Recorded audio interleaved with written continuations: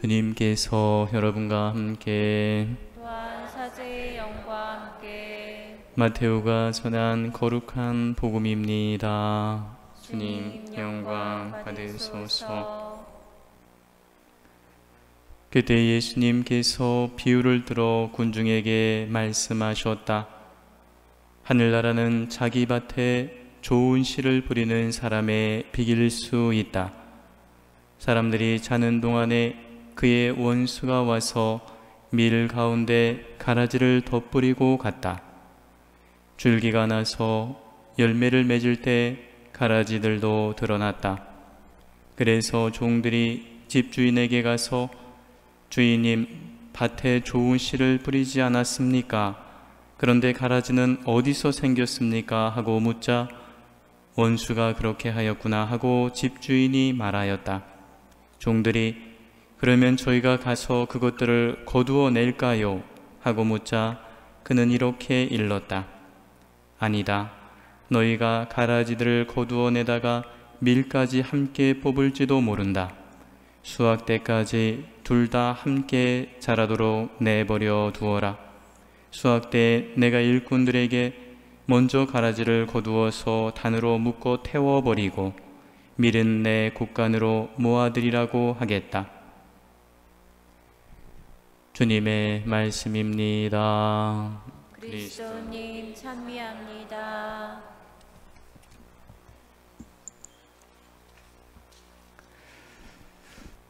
찬미 예수님, 예수, 마리아, 요셉.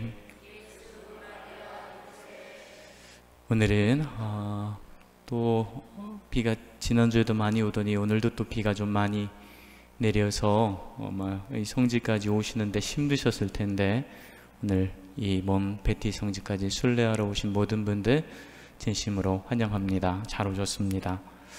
앞서 말씀드린 대로 오늘은 조부모와 노인의 날입니다. 어떤 사람들은 그럽니다. 늙음이 축복이다, 늙는 것이 축복이다, 이렇게 말하는 사람도 있습니다. 그런데 현실 안에서 보면 늙어가면 힘들고 또 아프고 소외되는 그런 삶이기 때문에 늙는 것을 선호하고 좋아하는 사람이 그렇게 많지는 않습니다. 우리나라는 특히나 더더욱 더 좀 아픈 그런 상황입니다. 노인의 빈곤율이 또 노인 자살률이 세계에서 제일 높은 나라가 우리나라이기도 합니다. 오늘 조부모님과 노인의 날인데 저도요 아주 오래전부터 할아버지였습니다. 왜냐하면 제 조카가 저보다 나이가 그렇게 많지 않은 조카가 친조카인데 우리 어머니가 저를 너무 늦게 낳으시는 바람에 우리 큰형하고 저거 나이 차이가 많이 나거든요.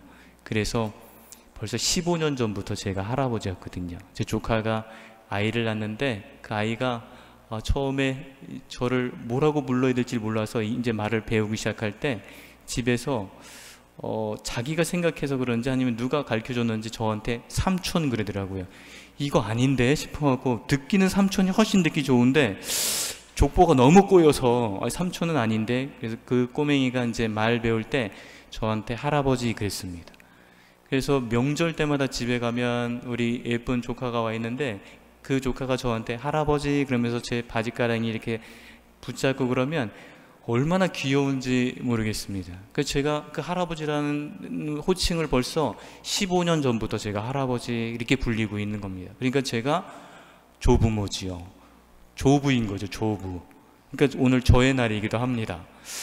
여러분들도 오늘 조부모와 또 노인의 날을 맞아서 오늘 어떤 말씀을 드릴까 싶어서 제가 이런저런 생각하다 보니까 문득 기억나는 것이 있어서 찾아봤는데, 목민심서에 우리 정약용 이렇게 훌륭하신 그 목민심서를 쓰신 분 계시죠?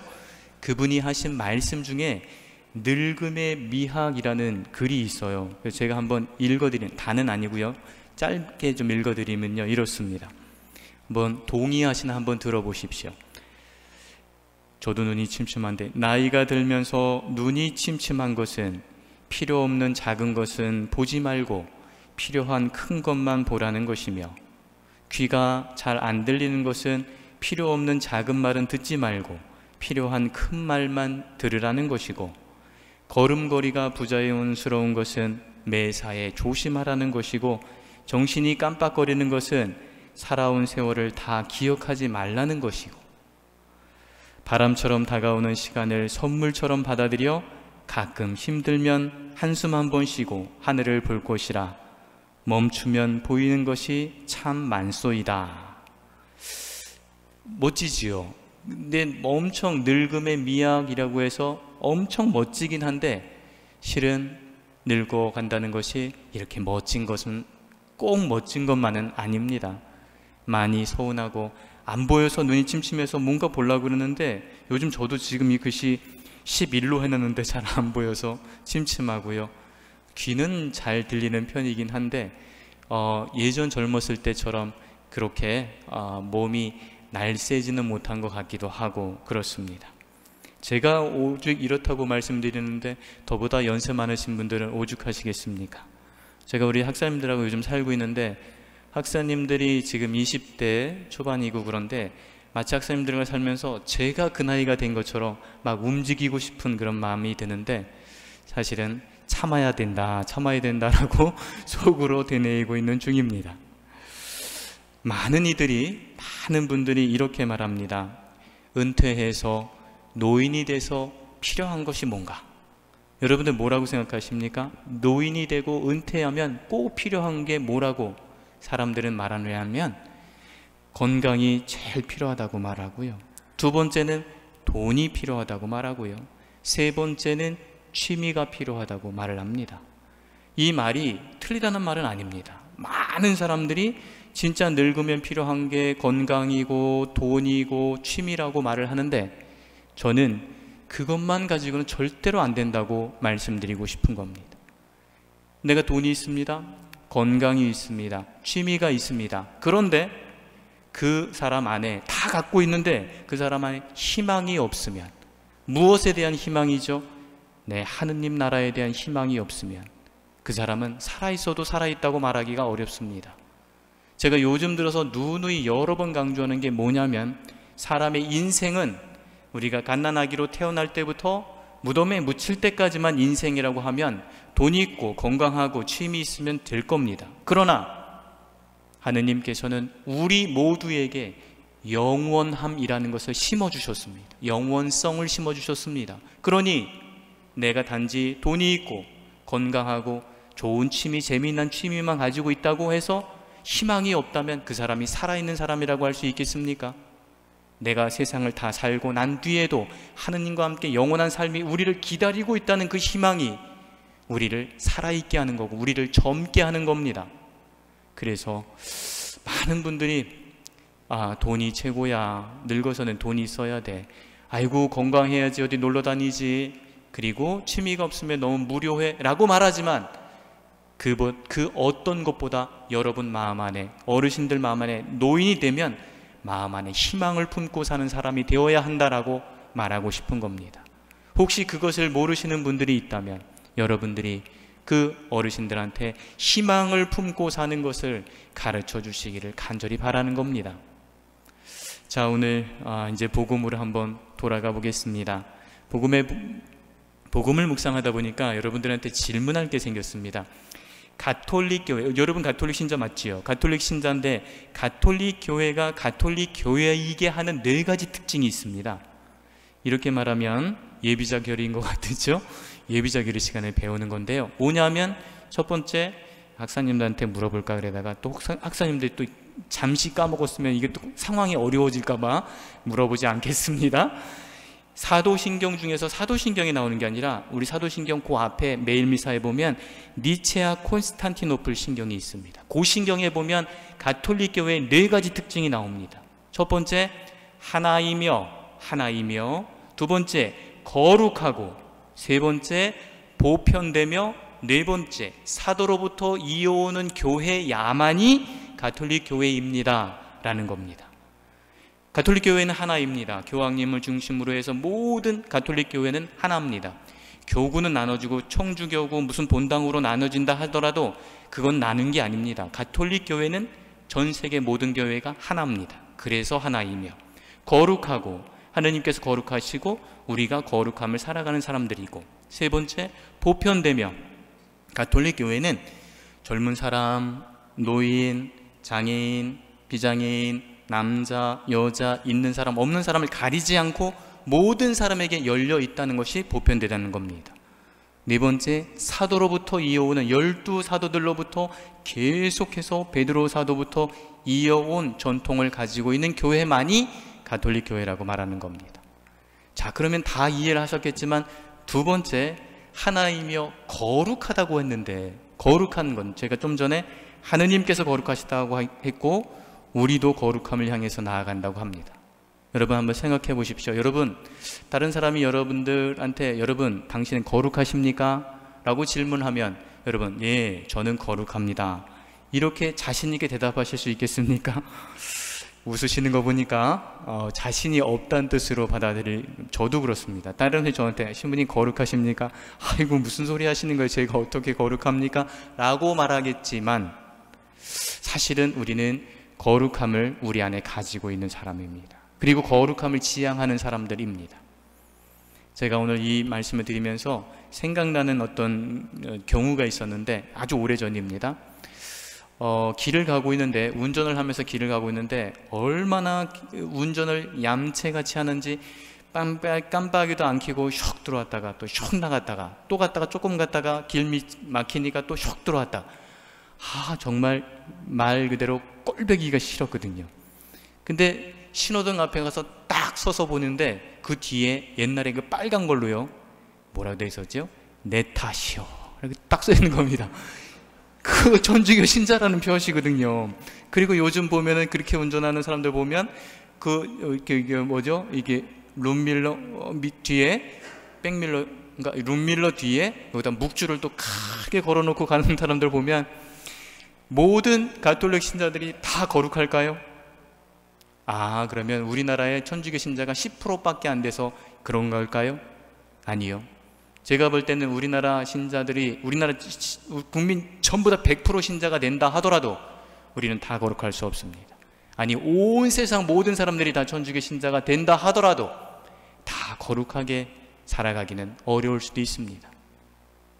정말로 중요한 것은 이제 우리가 거룩함을 지향하면서 살아간다는 것이고요. 오늘 복음을 다시 한번 돌아와 보면 오늘 밀밭의 가라지 이야기를 나옵니다. 가라지, 밀밭의 가라지. 여러분, 가라지가 뭔지 혹시 아세요? 가라지가 뭔가 싶어서 저도 익숙한 게 아니라서 예전부터 제가 인터넷에 가라지 이렇게 딱 쳐다보거든요. 그럼 뭐가 나오는지 아세요? 갈테면 가라지가 나옵니다. 아니, 노래 가사 중에 그런 게 있나 봐요. 갈테면 가라지, 왜 돌아봅니까? 이런 건가 봐요. 가라지가 그게 나와요. 그 아니면 나훈아 노래 중에서 가라지라는 노래가 있어요. 그래서 그게 나오더라고요. 그래서 또 잘 이렇게 서치해 보면 가라지가 어떤 건지 나오는데 밀하고 비슷하게 생겼답니다. 근데 밀밭에 추수할 때 되면 거의 쭉쟁이 같은 게 이렇게 생기는데 그거를 뽑지 않고 함께 추수해서 밀을 갈아버리면, 그게 가라지가 많을 때는 그 밀가루를 먹으면 막 구토를 하거나 막 속이 막 뒤틀리고 그런답니다. 그래서 가라지는 뽑아야 되는 겁니다. 오늘 복음에 예수님께서 말씀하십니다. 밀밭이 있는데 그 밀밭에 밀을 뿌렸는데 가라지가 났습니다. 그랬더니 종이 주인에게 가서 말합니다. 주인님, 좋은 씨만 뿌렸는데 가라지가 났습니다. 저 가라지들을 뽑아서 없애버릴까요? 라고 묻습니다. 그러자 주인은 말합니다. 그대로 두어라. 추수할 때까지 그대로 두었다가 추수할 때 먼저 뽑아서 불태워 버리자 라고 말을 합니다. 제가 만약에, 저도 옛날에 이제 풀을 뽑아보고 그랬던 기억이 나는데, 고구마 밭에 풀을 막 뽑는데요, 고구마 순이 크지 않을 때 고구마 밭에 풀을 뽑는데 풀을 뽑다가 고구마를 두 뿌리를 뽑아버렸지 뭡니까? 그런 경우가 진짜 생긴다니까요.